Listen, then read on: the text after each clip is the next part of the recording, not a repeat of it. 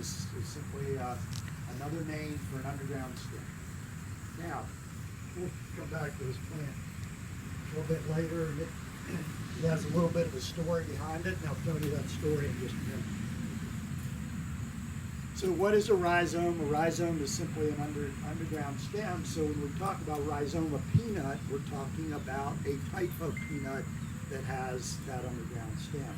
Now, there's a bit of a good news, bad news situation when we talk about rhizomes, all right? The good news is that plants that have rhizomes are typically much more hardy. They tend to be more cold tolerant. They tend to be more grazing tolerant, okay? So that's the good news. If you want to be kind of one of those glass half empty people, and you say, well, what's the bad news? Okay, so the bad news is that to put all of those stems below ground requires energy, okay? So the plant is not producing top growth when, or shall I say that the photosynthesis that the plant produces, some of that has to go below ground to produce those rhizomes, right? So one of the things that we talk about in terms of perennial peanut is that it's relatively slow to establish. Why is that? Well, it's because it is fairly conservative. It's a lot like a lot of people in agriculture. Very conservative with its resources, right? So it's putting a lot of money, a lot of its resources into the rainy day fund, okay? It's not spending it all. It's putting it into the rainy day fund, and that's the rhizome. So as that plant, after we plant it, and it's establishing, and we plant it using those rhizomes, but as it's establishing, then it is putting a lot of energy below ground instead of a lot of other plants that are putting almost all of that above ground. So why does it take a long time to cover an area? It's because it's taking care of both below ground and above ground needs.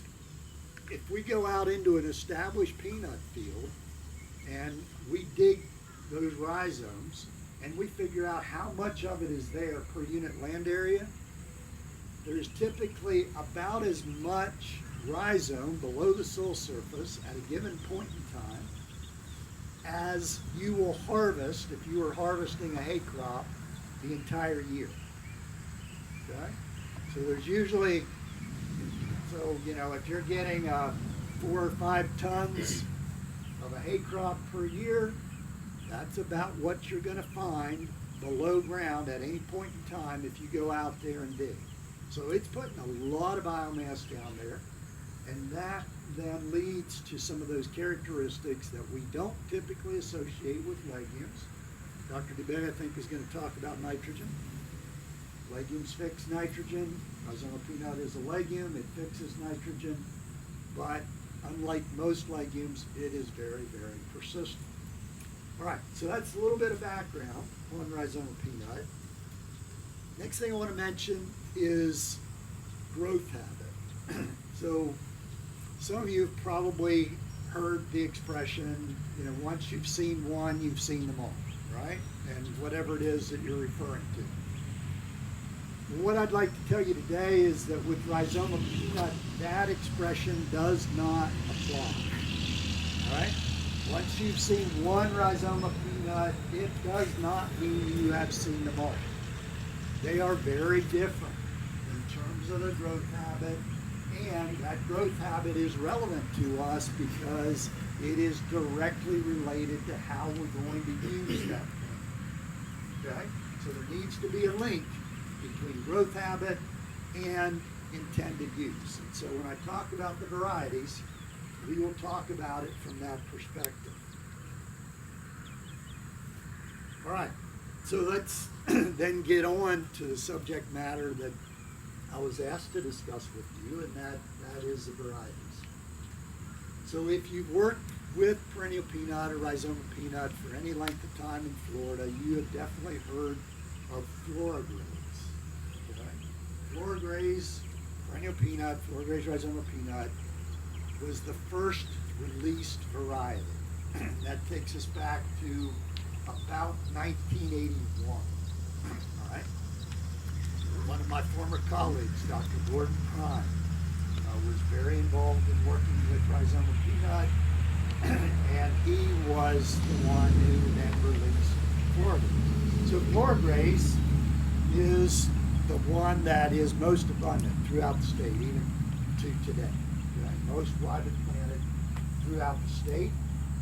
It's what I would call an intermediate. I'm going to get it right here.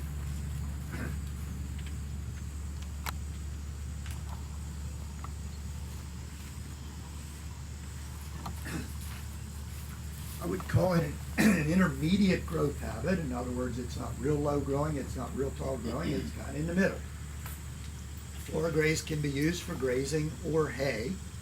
One of the problems we've had with Florigraze is that it is susceptible to a virus, and we figured that out over time, but there is a stunt virus that affects Florigraze and can reduce its yield. All right, so that's the first variety, and we'll come back and kind of talk about all of these in context in just a minute. The second one that was released is called Arbrook.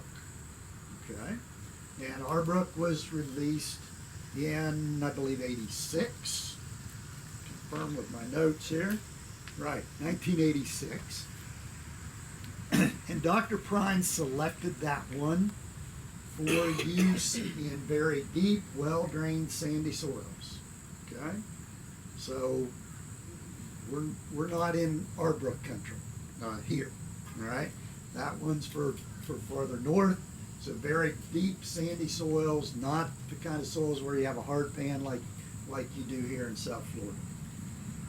Arbrook, very upright growing, definitely a hay type, very productive, one of the higher yielding varieties. Okay, so then we fast forward about 20 years until we have any additional varieties released. So in 2008, Tito and Peace were released, and these varieties are higher yielding than Florigraze, the one that's used most widely throughout the state. They are fairly upright growing, more like Arbrook in growth habit, not quite as tall as Arbrook, but if Florigraze is intermediate, they are taller than Florigraze, so somewhat more upright in their growth characteristics. We did trials with them all throughout the state, South Florida, Central Florida, North Florida. If you look at the data from almost any of those trials, they are out yielding Florigraze by quite a bit. So definitely superior to Florigraze. And in terms of stunt virus, I don't think, and Ann's my expert here, my sidekick, so she'll correct me if I say anything wrong, but I don't think that we can say that any of these varieties are totally resistant to stunt virus, but I think what we can say is that Tito and Peace are much less susceptible, at least to this point. She gave me a thumbs up, so that means that I'm safe for now. All right? So we can say that they are less susceptible than Florigraze, so we're not going to see those negative impacts to the same degree in terms of yield for a hay production system based on Tito and Peace. All right. The last one that I'm going to talk about, and there's one that was developed in Texas and so on. I'm not going to talk about that one today. But the last one that I'm going to talk about is Ecoturf. And Ecoturf was originally thought of in terms of its use for ornamental purposes. It can be a fairly low growing type, and I say can be, and this is where I'll pull up my visuals here. So at my house, I can borrow this for just 1 minute. At my house, I have Ecoturf. And these were just dug out of the ground last night. So they were in my yard until last night. Don't tell my wife. All right. The difference, now you say, well, those are two different varieties, right? Got to be. look, obviously, two different varieties. So, those are both Ecoturf. This one happens to be, it looks a little straggly, but is growing in a bed in a dense stand of peanut that's not mowed underneath a couple palms. All right. This one growing in my yard, mowed. I don't keep a subdivision style yard. Okay. So someone told me that, you know, that I manage a yard. Some people manage a lawn. Okay. Mine's a yard. That means it doesn't get fertilized. It mows when gets mowed when I have time. It's not raining, which, you know, it's like every 10 days or something like that. And I mow it to about 3 inches. Now, you say, well, how in the world did the Ecoturf get in your yard? Well, I put the rhizomes there, but it was a Bahia grass yard, all right? And I just went out there and dug a few holes and stuck some rhizomes in the ground, tamped them with my foot, and that was the end of it, okay? I didn't do anything else. All right, so you may be wondering, can Ecoturf compete with Bahia grass? Well, I don't know. Ian, you're my expert here. See any Bahia grass in there? Not much, huh? Okay. So it's a pretty competitive little critter. And the thing with Ecoturf is that if you manage it by not defoliating it very often, it can be used as a hay peanut. But if you mow it to 3 inches every 10 days, like I do during the summertime, it will form a very compact, tight growth habit, very dense forage. And the other thing I noticed is that over a period of, I don't know how many years when I stuck those rhizomes in the soil at my place, but those guys are creeping. And they're moving probably somewhere 3 feet a year, okay? So, you know, you put it here, and maybe 2 years later, it'll be 3 or 4 feet out there where you'll see some yellow flowers and out there and out there. And over time, it spreads very nicely in a Bahia grass sod. All right. So what I wanted to mention, sorry about my hand. What I wanted to mention, I'm not going to shake hands with that guy. What I wanted to mention about these different varieties is, then back to the comment of all peanuts are not created the same. They're not all equal. We have these very different kinds of growth habits. So we have peanuts that are best suited for hay production. We've grazed Arbrook, but it doesn't persist nearly as well as even Florigraze under grazing, particularly heavy continuous grazing, because it's an upright grower and it's built to be cut for hay. Something like Ecoturf that can adapt to whatever management we apply to it. It can form a really nice low-growing canopy. And one of my graduate students just recently wrapped up a study where she grazed it every week to 2 inches. Okay, just basically throughout 2 entire growing seasons, kept Ecoturf at 2 inches. Now I'm not recommending that, but it was still about 90% cover of that field after 2 years of grazing it every week to 2 inches. Why? Because it changed its growth habit from something more like this, again, this is Ecoturf, to this. And you'll notice if cow comes in here and grazes this thing, it's very hard to get rid of all that leaf. There's still leaf remaining, unless you just let them in there and they destroy it, of course, but there's leaf remaining. So what does that mean? Well, basically what that means is that plant has the ability to continue to photosynthesize even after it's grazed very heavily.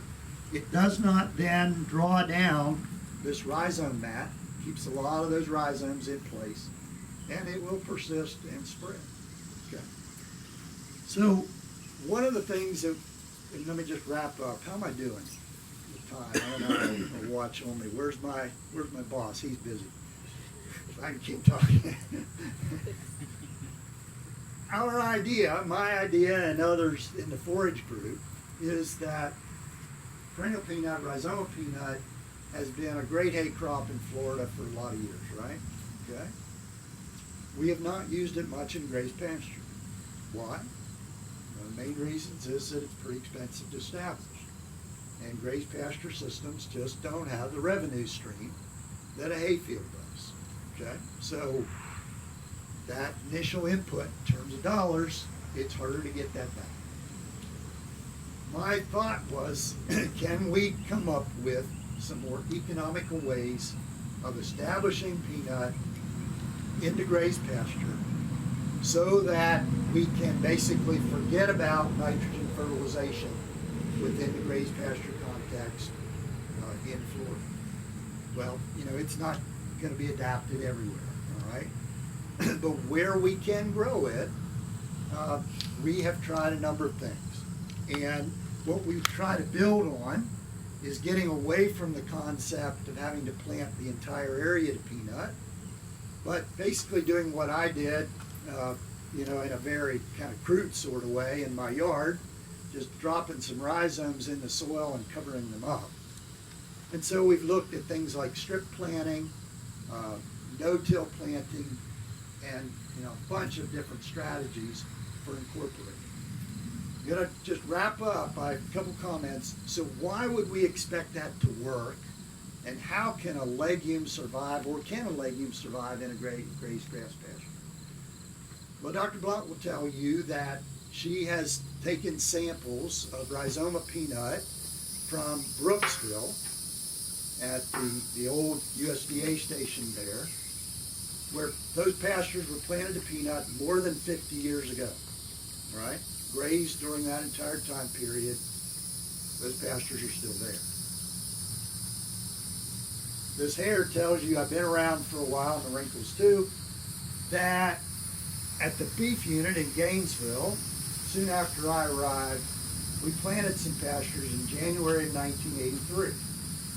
One of my current graduate students, Marta, just used those pastures over the last 2 years as part of her PhD project.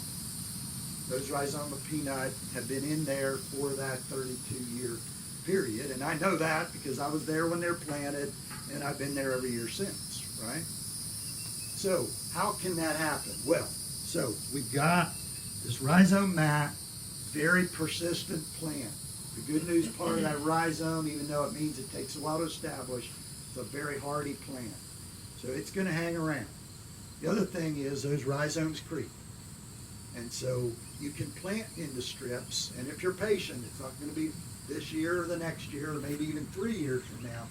But over time, they are going to spread laterally and move into the unplanted area of the hay grass. So if you're thinking long term, and if the plant can survive for 30 or 50 or who knows, 100 years, we can think long term and give it that time to spread into that existing grass, and hopefully then we can basically shut off the supply of nitrogen that's coming into the pasture, right? At least from the fertilizer bank the plant is providing. So, quick wrap up. Rhizoma peanut. Why is it called that? It's a perennial plant. It's got these underground stems called rhizomes. Why are they of value? They give the plant grazing tolerance, and it also, the downside or the concern is it does take a little longer to establish because it's got to put all that energy below ground. What about peanut varieties? We have a number of them. They're very different. They have different growth habits. They range from very low growing that are used for ornamental purposes to intermediate that can be grazed or used for pasture, or for hay rather, to upright growing types that are primarily targeted to hay production. Can peanut fit into a grazed pasture system?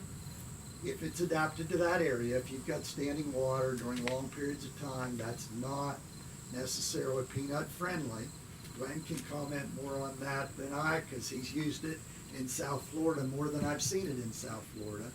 But if it can grow in an area, it will spread over time into the hay grass and provides us with potential for a long-term legume grass mixture where we can avoid using nitrogen fertilizer.